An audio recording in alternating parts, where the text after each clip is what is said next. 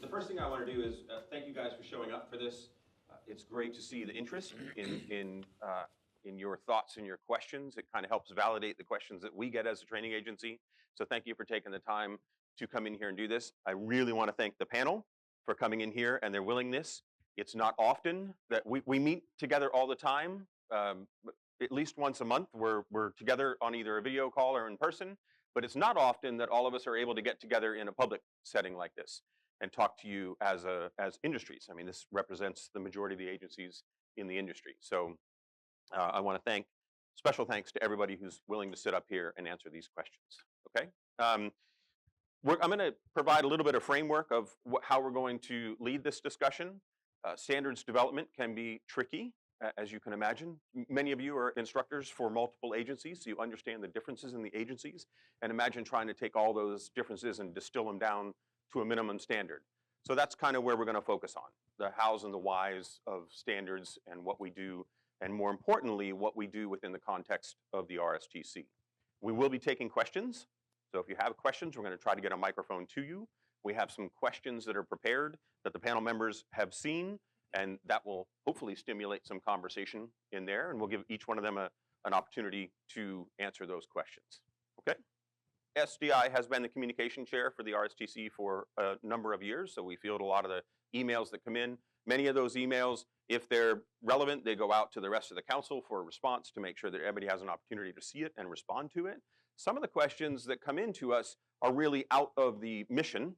The RSTC's mission is really to develop minimum safe standards for the diving industry. That's what we do. Anything outside of that, we can't focus on. That's not our job. A lot of the questions that come in as the communications person are quality assurance issues, or how do I become this, or how do I do that, or how do I start a training agency business, and that's really outside of our field. Some of the questions are about interagencies, how interagencies work together, and we really do separate that. We keep those things individual. So each agency has the right to establish their own equivalencies, to recognize ratings, to not recognize ratings. That's up to each individual agency. The RSTC is there to work together to create a minimum safe standard. So that's our mission statement. That's what we do. These are the members of the RSTC US, which is IATD, PADI, Scuba Educators International, RAID, SDI, SNSI, SSI, NASI, and PSS. All agencies were invited, but as you can imagine, this is a busy time for all of us. So again, I appreciate you taking the time away from your booth and from your regular business to be in here. So everybody was invited, not everybody could make it. RSTC Europe, those are the member agencies in there. And RSTC Europe operates a little bit differently from the US, simply because they're in Europe, so they operate as a separate council. They have different membership requirements and obligations. So we all work together. The WRSTC is how all member councils come together and communicate with each other. So if there's something that is of concern or something that needs to be moved from one council to the other, there are representatives from the other council that sit in the WRSTC, and that communication path goes through the WRSTC and back down to their respective councils. Okay? So what does it mean to be a member of the RSTC? The obligations. We all have, once you go through the application process, it means you've met the standards, the minimum standards of it. We have a mapping document that says this is the RSTC standard, this is your standard, and this is anywhere else where that standard could be referenced. It's a complicated process. There's a lot of standards in there, and each agency builds and displays their standards in different ways. So as you can imagine, we all try to figure out how we navigate that path, and we put a document together to help us do that. Once you've fulfilled those requirements, sometimes there's changes that are needed, other times there are not. The agency that is applying meets those requirements and all the other obligations that may be there, and then they become a member. Once they do that, they have an obligation to uphold those standards anywhere in the world. So you have those standards, those are the minimum standards. Even where a council doesn't exist, the standard has to be upheld. Most agencies have no problem with that because we don't publish any geographically specific standards.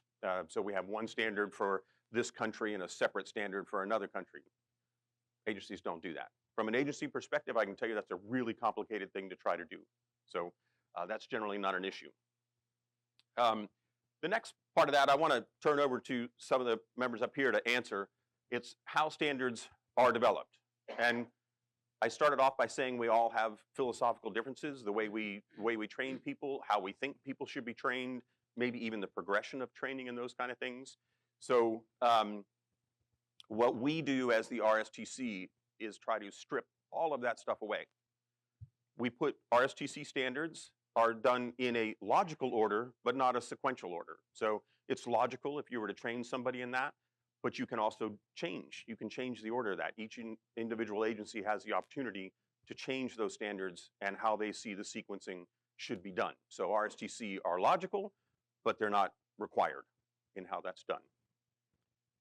Who would like to field that question first? Just take a, Jim, you look like you're ready and the mic's closest to you. So give your thoughts on how a standard is developed. I just got voluntold. Yeah. So when these standards are being developed, like you said, there's a lot of different philosophies, training ideas, progression sequences. Those ideas are basically put out onto the table or email or projection board, and they're bantered around by these members and the other delegates, and coming up with what we believe is the best recommendation for that particular level, whether it's open water diver or leadership or whatever it happens to be. But it's kind of developed like a committee. So we all know how committees work, right? Definition of camel, a horse put together by a committee. But that's often what comes out is we get, different philosophies are woven into these standards. So that's the general process. Yeah. Mark, anything to add on that one? Microphone was close to you. That's why you chose second. Yeah, that is a good description of how things work. And bear in mind, when a standard is made, it basically represents all the minimum stuff that has to go into that particular level. That's what we all agreed is the minimum that goes in there. And then each individual agency is going to ensure that they meet all of those requirements, but they will typically put some extra stuff in that they particularly like or think is important, or sequence it in the way that suits them best. The key thing is they've met that minimum requirements that have been laid down by the standard. Anybody have anything to add, or I can move on? Yeah. I will just say that also we take in consideration on when we define a particular standard, it's what kind of risk the instructor take when he's doing that drill, so we can define how that can be done and going forward to meet also the safest way to do it. Right. Yeah, we don't do prescription and how skills are conducted or anything, but understanding the risks of that and how to help mitigate those risks is certainly an important component of developing a standard. So this is going to get down to the individuals, the whys. Why are you a member of the RSTC? And I'll start with Derek. Okay, so a couple of things. One, I represent an Italian agency, so it's kind of like making pizza, right? We're all making pizza here. We all use the same ingredients. We just do it a little bit differently in some cases, but still, at the end of the day, it's still a pizza, right? So Right. it depends on what your preference is. But the bottom line, well, the reason we're a member is because we want to be a part of helping to shape and develop those standards while they're happening, as opposed to having to react to them once they're developed. So sticking with your analogy, when everybody takes a bite of your pizza, it all has at least the same taste level and it's palatable? Exactly. Exactly. No sugar in the sauce. Okay, Dino. Why RAID?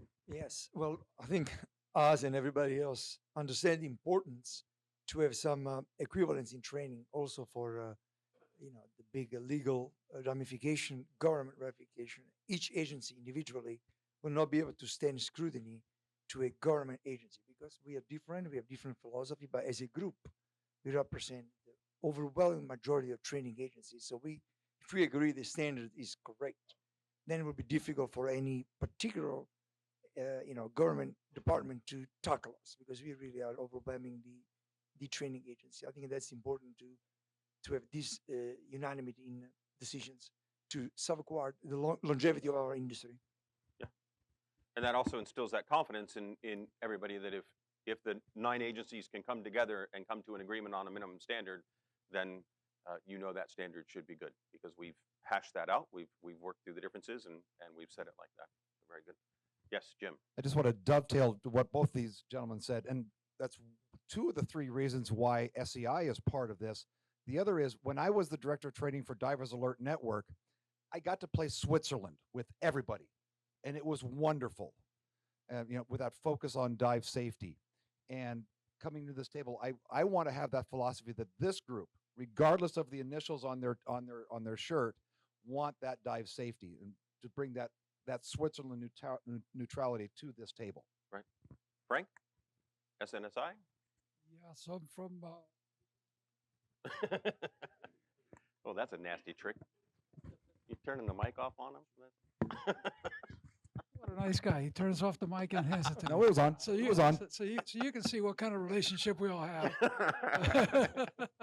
So basically, I think that there's strength in numbers, and we don't believe that we are the smartest kid in the block, but we bring something to the table, and other folks bring something to the table, and I think that when we can reach an agreement, that makes for a very strong number, a very strong body that we can share and implement these standards that basically contribute to the safety and the protection of all of us, the professionals, which is really what we need.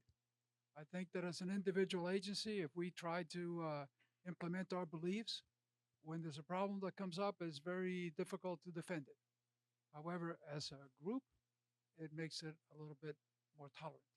So I think that there's strength in numbers, and I think you guys probably agree on that. And that's why you probably have an assistant when you go to teach, right? So that's our idea on that. Brian, you want to SDI's why on this one? So 2 reasons, dovetailing into what they're saying. First off, collaboration, a huge part of what we do. I'm sitting up here with a group of people that I respect immensely.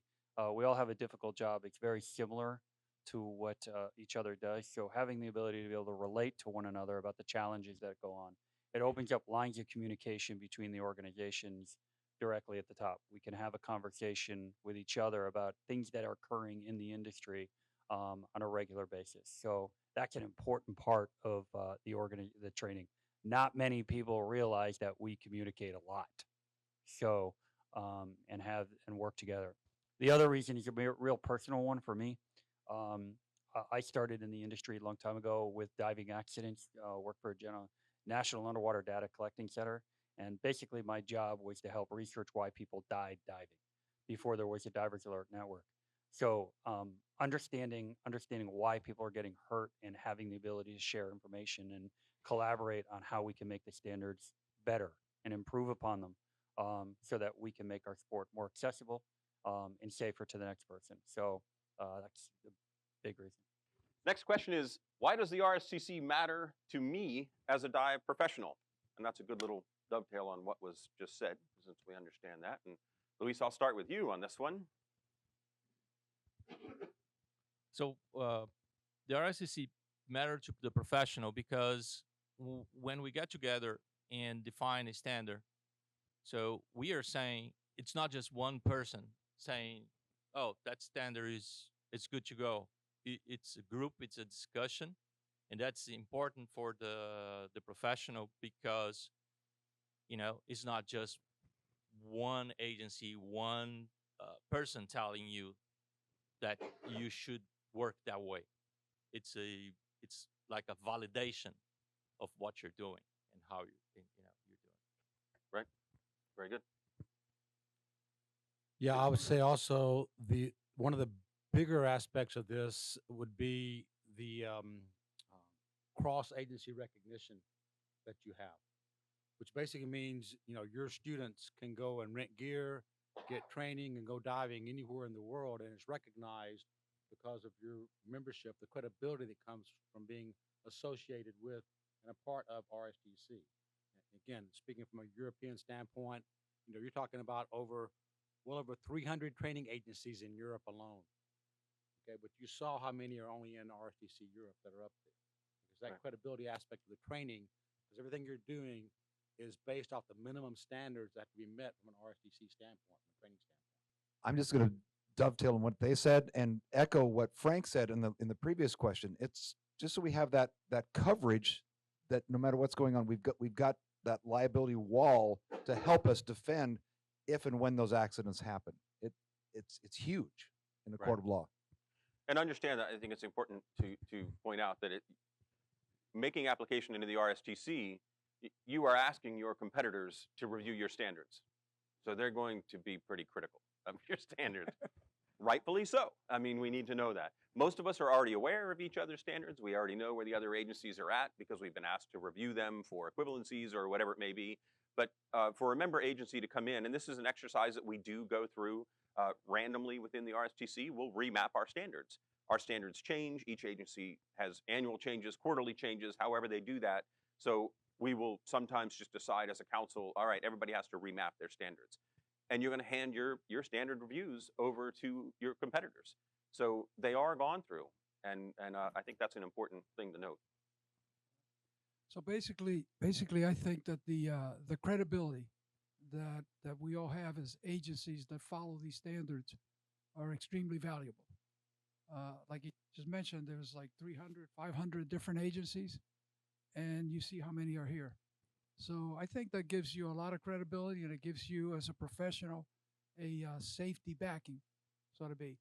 And I think it's for the members, you should be very proud to be part of an agency that is a member of the RSTC. That's just my opinion, personally. You want to respond to that one? Yeah, I mean, if you go to Ivy League college, then you can go everybody knows, Harvard or Yale. And using an analogy, if you belong to RSTC as a professional, your standards are very well done. That's defendable. That all the, let's quote unquote, agency willing to challenge themselves are part of this league. So really, they make you feel comfortable to teach, comfortable to know you are protected, and you belong to not just a single agency thought process. You have a group of agency that really willing to put together to shape what's the safest, what's the minimum standard to be able to take somebody in the water. I think that's a big deal. Yeah, I would just from the point of view of a dive professional, why is it good to have things like RSTC as standards?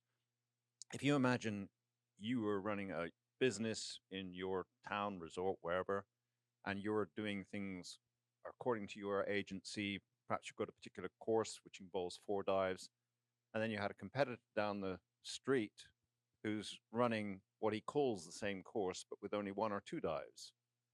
Now, that's going to be difficult for you from a competitive point of view. It also probably means those people are not very well trained. They're more likely to have accidents. It's going to impact your reputation as well. So having pan-industry standards helps raise the benchmark, gives an even playing field for us all to work in, and it's definitely for your advantage. Another example of this is when we have the same set of standards, it's easier for organizations to accept all of us collectively under one umbrella. And I'll give an example. The Boy Scouts of America, Sea Camp down in the Florida Keys, you need to be a member of the RSTC for your programs to be accepted. So the certification. So that's an advantage to be able to get that, make sure that minimum level oversight is there for organizations like the Boy Scouts to adopt. All right, next question is, what's the biggest industry shift you expect to see in the future? That's a tough one, especially for somebody my age. We need more younger people to give us more ideas as technology advances so quick, how we implement it. I've seen a lot of changes over the years, particularly in groups. For example, we used to see a lot of groups that would dive, go on dive trips together. Now you see smaller groups. I think that in the future, that'll even break down even more. I think we'll see more individuals going on their own, but they still need our support. When I say our support, I mean all of us, to be able to help them with wherever they want to go and make sure that they're trained to do the type of diving where they're going. It's tough if you learn to dive in a lake and you get dropped in Cozumel. You guys know that. It's some current and some deep water there. So I think that I hope anyway that as we go forward, that we guide our clients further, not just train them and let them go. I think that we have to get involved and help them to get to the place where they're going. And that when they get there, somebody says, welcome, we know who you are. And the RSTC does that because I am a member of the RSTC and I'm here to dive with you. So you kind of assume that they are ready to dive if they're there.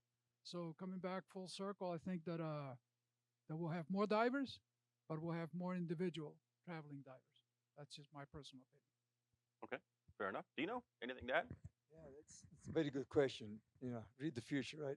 Yeah. Obviously, the challenge is how do we integrate technology with safety? Because now classic is table versus computer, right? I don't see anybody diving with tables anymore, but we all know if you don't understand what the computer is telling you, you don't know what that means. Right. So I think our challenge is going to be in the future to keep technology as the world moves on, upgrading our standards, yet make sure that they still embrace safety so that people can have fun, enjoy what they're doing, what they understand. They don't rely purely on technology without having any understanding of what those machines, so those things that are propelling the water, like almost a submarine, right? Right. But what does that mean for our members? I think that's the challenge. Derek, you have anything? Oh, the microphones migrated this way, didn't they? You know how to. Okay, so it kind of piggybacks off of what both just said, and it's something we've got to think about more realistically. I mean, and if you look at it today, who would have thought? I mean, we saw it on cartoons growing up. We now have driverless cars. Okay, it won't be long till we have driverless or pilotless airplanes that we're flying on. So what's the role of the instructor as AI continues to advance? As virtual skill sessions, adaptive e-learning. How is that going to be integrated into our training and our training philosophies as the role of the instructor starts to migrate from what we were used to in the traditional setting? So that really is one of the shifts I think we're going to see going forward. Yeah, I think it's going to be a lot of technology-driven changes, inevitably. We have already seen a lot happen in recent years. Electronics is probably the main thing you'll see drive these changes, but there are also other technologies which are rebreathers, for example, are starting to be more widely used and embraced more by recreational divers, not purely technical divers. Travel trends, as other panelists have said, are going to probably change. And people expect more convenience when they're traveling, so they won't be able to kind of learn here, have a certain amount of equipment, know they can go there and get exactly the equipment that's going to match their expectations, go diving with it. And I think we're going to probably see as well a growing awareness of the importance of us as divers looking after the environment that we're in. So I think people will expect that from their training agencies and from the operators in places like resorts and so forth, a real sense of looking after the environment we all love. Jim. All brilliant points and all absolutely 100% relevant. And I don't want to be a Debbie Downer here, but I think another shift that we need to be considering is what's going to happen with liability insurance providers and potential legislation that will affect our industry. We've already seen it with the Dive Boat Act. How are we going to combat that and be proactive in making those things so that we can minimize those impacts in our industry? Right. Brian, you want to? Yeah, go for it. I was going to say almost exactly the same thing Mark said. But to dovetail on that, the stewards of the ocean, environmental stewards and stuff like that can be definitely an important part. And to add further to the technology side, if any of you have had the opportunity to look at and communicate with the people at deep.com, you want to see where this industry is going. We're talking about creating an entire industry of people living on the bottom of the ocean, and it is happening. And what that's going to allow us to do is to provide, right now, our understanding of what's going on in the ocean is 20 minutes at a time at the bottom from a diver standpoint, or one submersible dive for an hour or 2 hours at the bottom. When we get the ability to put people at the bottom, 1,500 feet, for 28 days, which is what the goal is, what are we going to learn? What are we going to learn from the environmental side? It'll be amazing set science. And not only that, the fact that we're able to get people there and have them live there for that period of time. So it's really happening. Many of us saw the Vanguard announcement of the underwater submersible, the first one, a couple of weeks ago. It's real exciting stuff. I agree with everything that was said, but I also feel that you know, the shift in the industry, it don't fall only in the training agency's hand and the equipment, because I used to say is, you may have the best equipment in the world, but if you don't have a good training, it really doesn't matter. So a big part of the shift of the industry is in the hands of you guys and the rest of the professionals of all our training agencies. Because if our professionals don't do a good job on training, then the market can shift to, like we say here, going south, like Jim was saying, with insurance and everything else.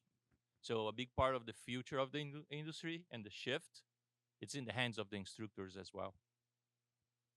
Yeah, valid point. I mean, everybody has to do their job. We can put the information out there. We can do that part of it, but then it's up to everybody to be a part of that process, to be an advocate for the environment, to be a good trainer, and to use that technology to its advantage. And so, very solid point there. Anybody else have anything to add? I don't know how many more questions we have, but then we're going to get on to the questions you may have. What areas would you like to see the RSTC improve in the future? Who hasn't started us off yet? Derek, why don't you go ahead? Sorry, I was just looking at you. No, I've started this off. Oh, yeah. But I would like to hear from them. What areas would they like to see us improve in the future? I was with Derek on that. That's a question. Yeah. All right. I guess I'm going to you guys. I've got some ideas. If you want me to give my ideas of what I think I'll be happy to. Like, for example, I mean, what's the driving factor behind the number of training dives you do in a day? Why can't you do 4 training dives in a day? Oh, you get into the philosophy of that. Yeah, that's what I'm saying. Yeah, so I said we weren't going to do that. Exactly. No debate. Okay. And now starts an RSTC meeting. You call to order? No, I digress. But no, I'd like to hear from them what they would want to see us. All right. Well, Joseph, does anybody want to? What do you think? What should the RSTC improve? How should we improve? And you can think of it in the broader context of the industry, because we're dive training agency, so that's what we focus on. So, any thoughts? Microphone's coming to you. What is the thought or the possibility of coming up with a standard of some bar to reach relative to buoyancy control? So, I'm a moderator, so I'm biting my tongue. Yeah, so basically, not to sound like a commercial, but basically 5 years ago, we decided at SNSI that we needed to do something to help our instructors help the environment with the dives. And we started the buoyancy bar, which basically from day one, we teach the students to not touch the bottom, not kneeling on the bottom. And it's amazing how, I know a lot of us are used to, that's the way we learn. But it's amazing to see a young person that never touches the bottom when they go diving, they'll never touch the bottom. So to answer your question, I think that would be a good step. I think unfortunately in the past we said you should teach neutrally, but we didn't teach you how to do it.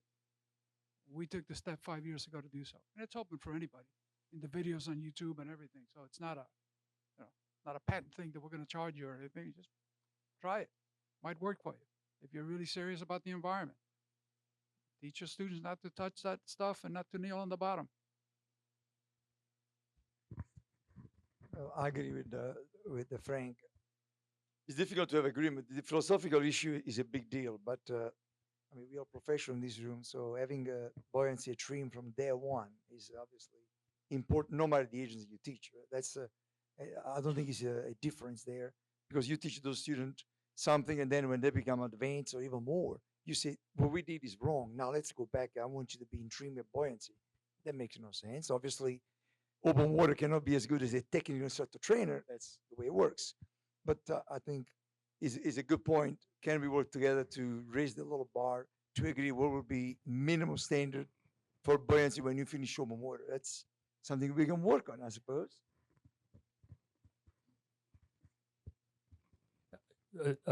I can say pretty good authority that all of us have neutral buoyancy stuff implemented in our standards right now as organizations. Something we've done in the past, actually, I think Mark, you spearheaded this, was the update on the medical form. And the medical procedure, the new medical form that came out of UHMS, Patty was a big part of making that happen and bringing it to the RSTC, and then we all collectively endorsed it. Maybe there's something we could do there. We collectively endorse a neutral buoyancy thing implemented in the course as a general safe practice or something like that. So that's a good idea. Our moderator left. Are those? Well, we have a question back there. What are your thoughts on updating medicals to require a doctor's signature on the medicals, considering the conversation we had yesterday on risk, where someone comes in with an all-no medical signed off by a PA, and then during the class they talk about, oh yeah, 6 months ago when I had heart surgery, or you didn't check any of that on your medical, so now I got to send you back to the doctor. Whereas if I had required a doctor to sign off on this in the beginning, that would have already been discovered.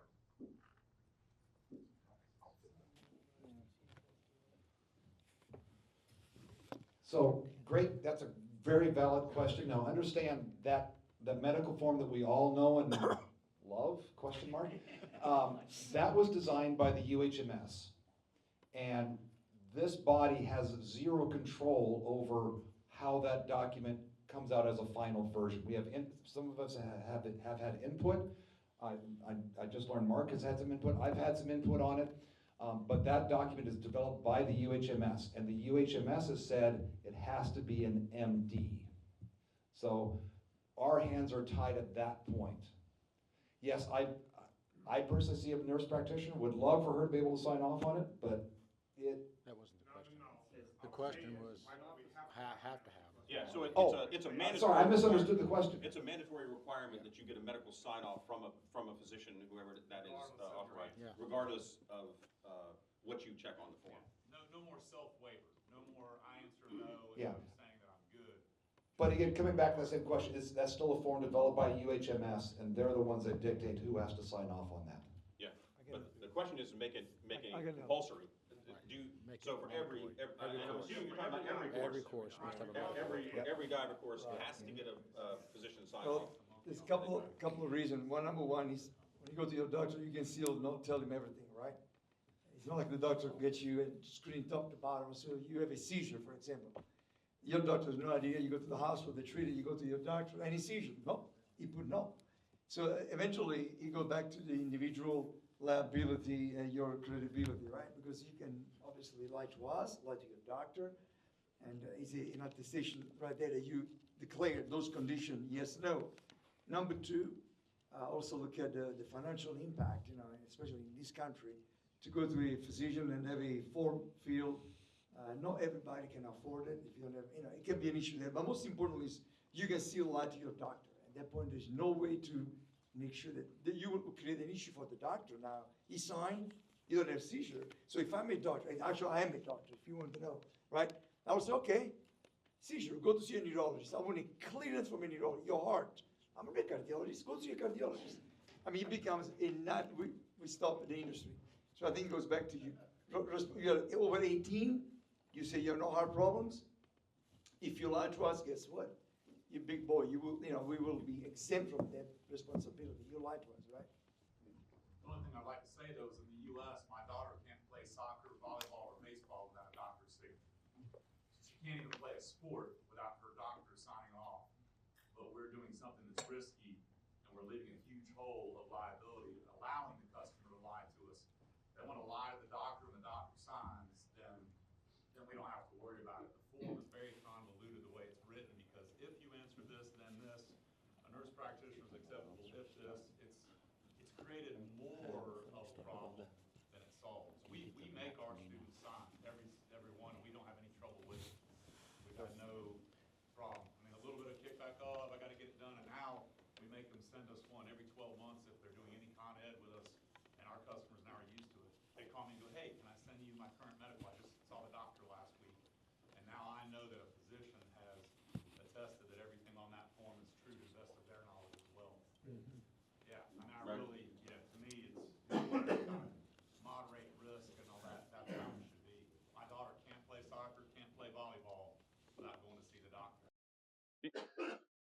And a valid point. I mean, there are dive centers like yours that do that. Certainly something you can implement. The only thing I would recommend if you're going to do that, great policy. If you're going to do that, you have to do it for every single diver. Don't make any exceptions. Once you start that procedure, then implement it for everyone. And definitely something for the council to consider. I mean, we can look at something like that. But those are the kind of deep questions that we get into as a council, and we start discussing them and implementation. The other thing, remember when I started off, we're looking at global. So how does this work globally? We don't develop regional standards as a council. So does everywhere in the world have the same access to physicians with the same knowledge to be able to sign off on those things, and can that be done? How does that logistically work? So those are considerations that we also take in there. We don't have a whole lot of time left. The computer died, as you can see. I was hoping to get the PowerPoint restarted, but any other questions?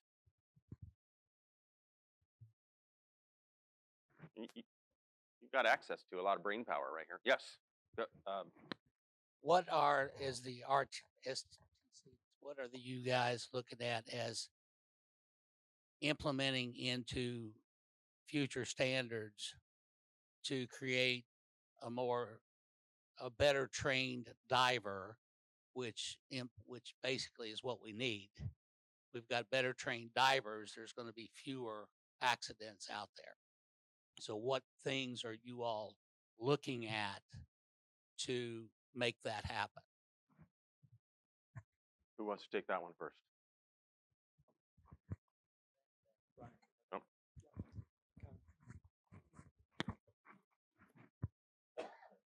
So one of the things I can say from an RSTC standpoint, or from an individual standpoint, a lot of our organizations right now have higher standards, much higher standards what the RSTC standards are right now.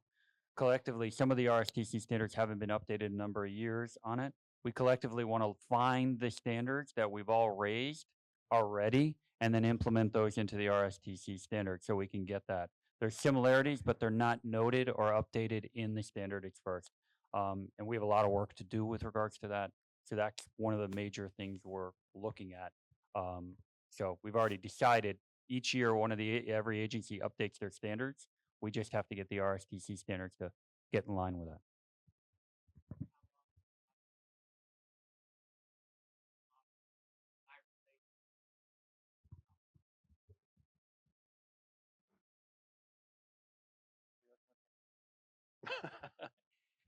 So,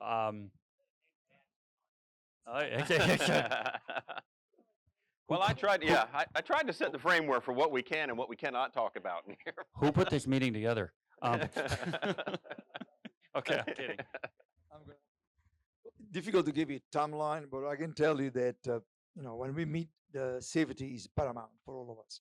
So our commitment is nothing. We don't look at financial. We don't look at anything. One thing we look at is how do we make these sports enjoyable but the safest? As 100% safety is in diving, in anything we do, but the commitment of this panel or the people, the agency member, is to never compromise on the safety of our students.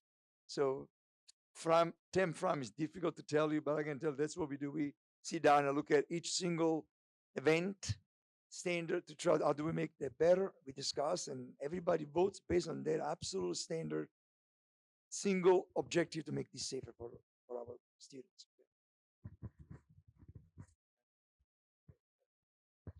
Yeah, it's a good question. And of course, safety is uppermost in all of our minds. If you came into this business and thought, I want to be a diving professional, I want to train people, if you weren't thinking about safety first and foremost, there's something wrong, and I'm sure you all were. How do you translate that into standards? It's difficult. Because if you said, okay, we want absolute safety, how would you achieve that? Don't let them go in the water. Alternatively, you could say, all right, for an open water diver, I'll make them do 100 dives and they're going to be really, really safe.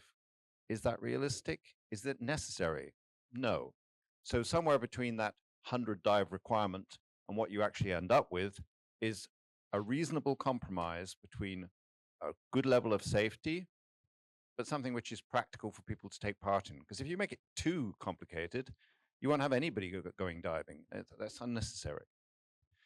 So when it comes down to making standards, you've got to come up with reasons, decisions for every point. And it's particularly important in the standardization forum that when somebody says, here's what I think needs to happen, it's not just based on what they feel, it should be based on hard evidence. And that's important. Gather the evidence, collect data, find out what has worked, find out what has not worked, and then build your standards around that.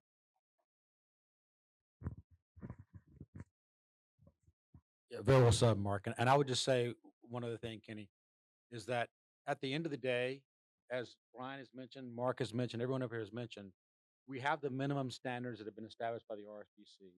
All of us as agencies have standards in most cases that exceed the RSTC standards. At the end of the day, it doesn't matter what the agency is, it doesn't matter what the dive center is, it's the individual instructor who is responsible for ensuring those standards are reached and carried out so that the diver is trained safely and can continue to dive safely for the rest of their life. And so it comes down to the instructor. So the quality control system within the organizations becomes important to make sure those who aren't following those standards are weeded out and move on. Yeah, very good. Hello. So my question, it's more of a statement, but what is the relationship with the RSTCs and governments outside of the United States? And the reason I ask is I live in Dominican Republic and we don't have, I mean, we have the agencies, but I will tell you as a multi-agency member, I belong to like 4 agencies, but I'm new in the country and many of the people don't follow standards and you guys have no idea what's really happening. I mean, we've had 2 deaths this year that were not reported. I've talked to a couple of people around here and they have no idea what's going on. So what is your responsibility to educate these governments and have them have a standard? Because unfortunately, my country doesn't have standards. They don't know what scuba diving is. All they know is, all right, just pay me taxes. So I think that there needs, or there should be some kind of an involvement, maybe from your end, or you can recommend something that we can make this a fun sport and give it some visibility because it's a great place to dive. It's just nobody knows about it and it's just not that safe.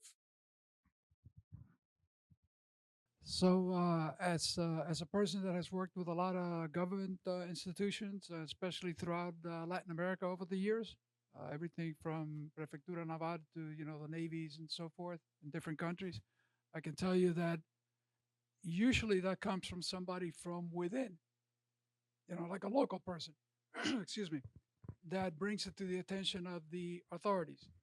Once that's the case, you're right. There's no way for us to know what's going on unless they report it.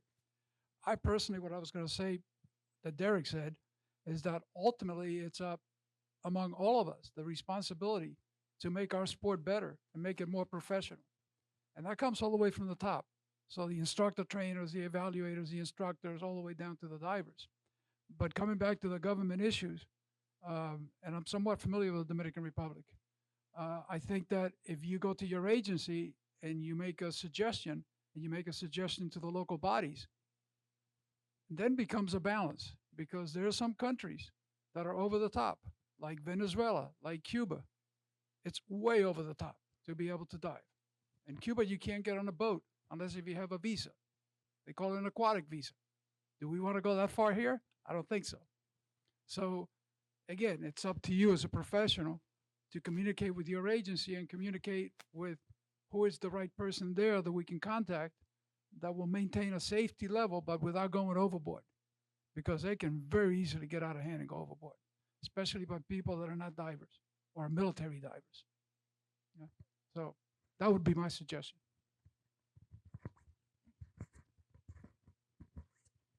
Specifically talking about the RSTC or the WRSTC, about, I don't know, it's about 8 years ago, there was a shift in the organization. Sean explained it a little while ago, where the organizational shift was RSTC USA at the top, RSTC Europe below that. They were that, and we had this WRSTC entity that was over to the side. We shifted it and we grew the WRSTC, put it on the top, and the other councils now belong to the WRSTC. One of the reasons we did that was so that we build the structure to create more branches or expand the impact of the existing councils. So for instance, RSTC Europe covers all of Europe, okay? We have RSTC Canada and RSTC USA, and you've only got 2 entities in Canada right now, which it probably makes sense to just and absorb Canada into the RSTC USA Council, and potentially come up with some other organization. But the structure is there to allow us to grow other councils to be able to bring the RSTC standard and a collective vehicle going forward.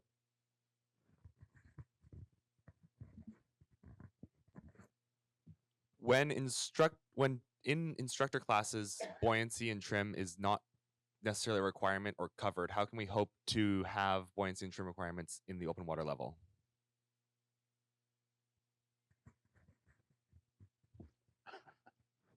Is that a statement or a question?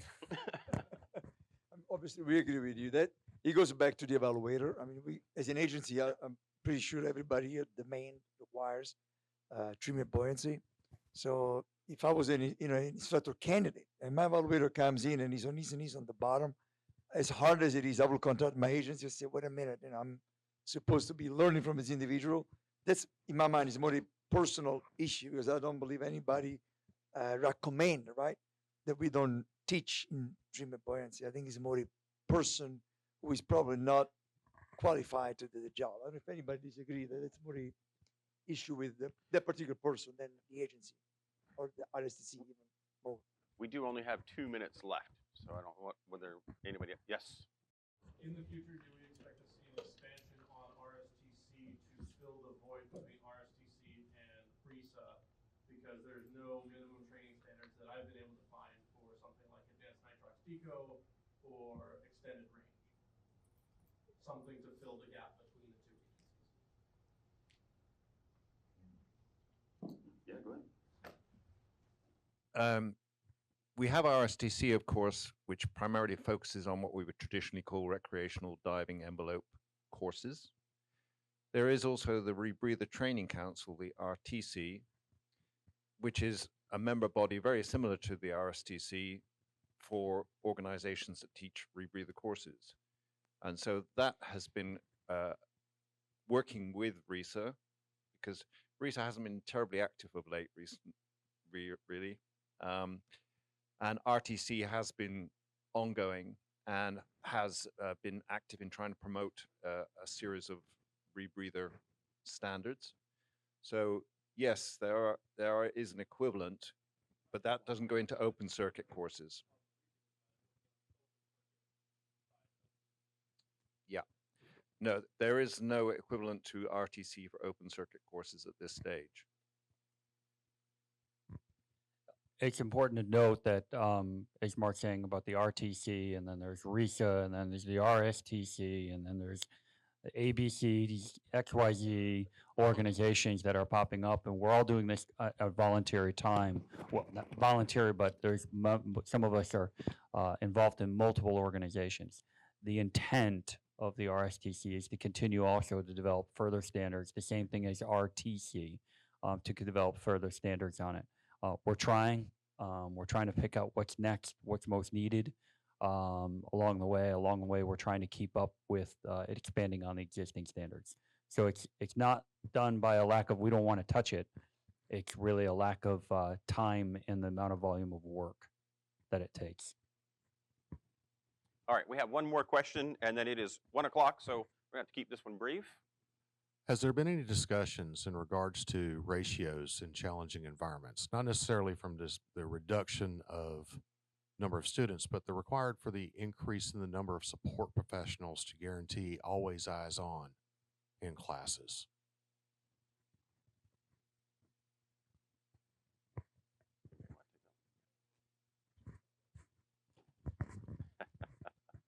It's a little heavy. Yeah, so again, a lot of those definitions for challenging environments are established in definitions by ISO standards. And so, for example, the ISO standard for limited visibility is 6.6 feet. So if you're diving in an environment that's 6.6 feet or less visibility, by definition, that's not an ideal diving environment. So your standards and ratios should be reduced because you're not under ideal conditions. So same thing in water temps. If you're diving in temperatures less than 50 degrees, that's considered cold water diving. That's not an ideal condition. Your ratio should be reduced automatically because you're not in an ideal condition. All of our standards say that the training ratios are based on ideal conditions. So that's based off of the standard definitions that are established by ISO. So that really is where those come from and establish those limits. Then I think dovetailing that, and every agency has defined that to another point maybe within their standards somewhere. So it's going to be up to the individual agencies. Now, we as a collective group, that's part of that philosophy that we can't get into here. But All right. Anybody have anything else to add to that one? The only thing I have to add to that is that I would like to hear from you guys. Tell us what you think. You're the ones that are out in the field. I mean, I was at one time, but if you're out there and you feel strong about it, let your agency know. Make recommendations, because that's very valuable to us. I mean, we can sit up here and make all kinds of rules and so forth, but you're the one that are applying it. So tell us, communicate with your agency. That's all I would have to say. Or the WRSTC. You can go up to the WRSTC website. There is a way for you can contact us, send us emails, and then that gets circulated amongst the council, and then that's part of the consideration. So that's an important point that Frank made. Hearing from you is more important than us just sitting in there trying to figure out how to address these issues and how you take care of that. I do want to thank all of you for coming in here and taking the time. I want to especially thank everybody who sat here and listened to this. It is difficult. I mean, as a moderator, I'm normally part of that conversation, and I had to bite my tongue for every single one of those things. And I know that they were too, because there's a lot more that wants to be said, but again, that's not what we're there for. And there are laws that prevent us from saying certain things because we are competitors. So we're trying to make sure that we're sensitive to those things. But I want to thank each one of you for taking the time out of what is a very busy time. So thank you for doing that. And Mark, I think you have a flight to catch. So yes. So thank you all. And thank you all for attending. Yeah.